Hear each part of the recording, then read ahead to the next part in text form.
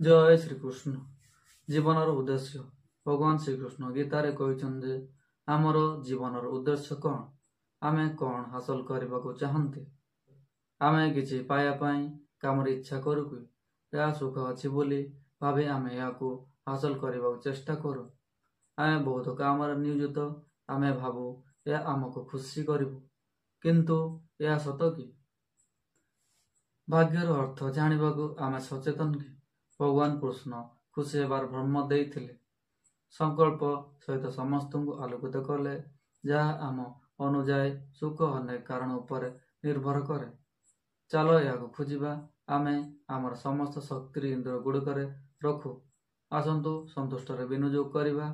एहीपरि सुख भाग्य केवल अस्थायी एवं दुख चक्र सहित आवृत। प्रकृत रहस्य एक शांत मनर उत्पन्न, जहाँ उत्पादन एवं प्रत्येक परिस्थिति निर्भर करे नहीं।